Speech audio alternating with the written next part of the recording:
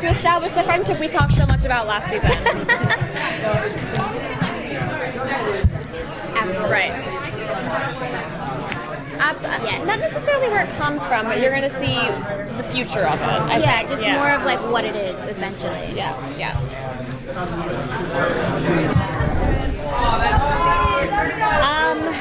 My understanding is there's going to be some trouble that we're going to be kind of falling into, and that's probably going to affect the trust and love that I have for her that you see that's so solid in season 1. There's going to be a lot of darkness happening in Riverdale that's going to affect everybody. So Cheryl's house burning up. Sorry, it's not funny. Let's just break the ice. See what I did there? My first time, no one got it. I got it. Break the ice. I got it. Whatever. You get it before you say, did you get it? I was like, come on.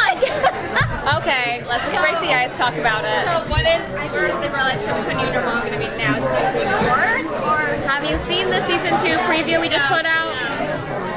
You have. Well, my mom is severely burned now from the fire, as you will see in the season 2 preview we just put out.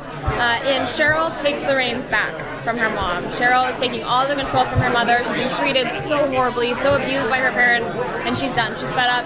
Her burning the house down was like a phoenix being reborn from the ashes, and she's not. She's kicking ass and taking names. She's done.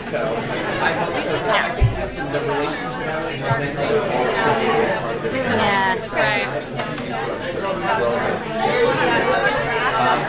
Definitely. Cheryl absolutely seeks help from the dark thoughts she was having in the last episode. And I think when that happened, she went there to commit suicide, and then when she accidentally fell through the ice, I think she realized she didn't actually want to die, And so when Archie saved her, for her it was like a moment of like realization.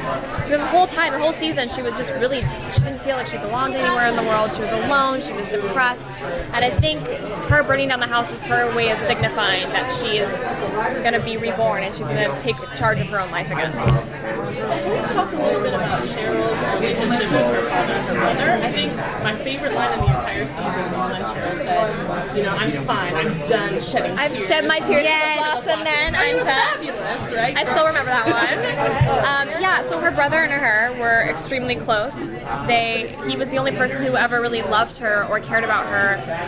Her parents were so, they really sheltered her from the outside world and were so cold to her that her brother took him under her wing. So when he passed away, she was completely alone. And then her father, I actually believe her mother was more of an instigator than her father was in the coldness that came from the parents.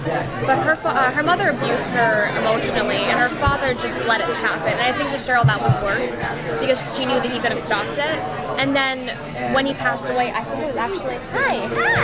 I think it was actually a blessing in disguise for Cheryl to be able to start fresh, because if her dad was still in the picture, it'd be a lot harder for her to take the reins back and actually take control of her life. So it was hard, but it's gonna make things a lot easier for her this season.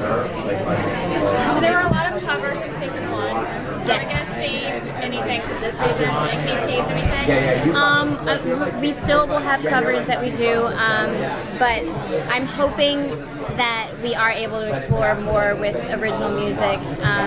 One of my favorite songs that we didn't get to showcase as much in the finale was Astronaut. In my opinion, it was the best song that we recorded. I felt like it was more on brand of who the Pussycats are at this stage, in their life in Riverdale. So I'm really hoping that we get to do more stuff like that.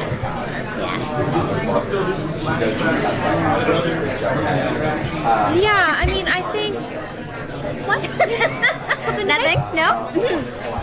I think that it's necessary to kind of show where I think there might not be, maybe because she's moved on. I think there's going to be some kind of semblance of her maybe moving on from that in season 2 and taking charge of her own life.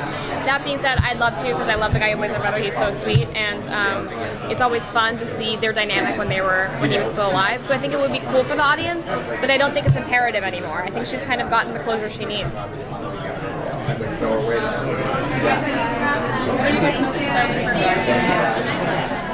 Thank you. I'm excited for them to see more of the relationships between, the other characters in Riverdale, specifically between, I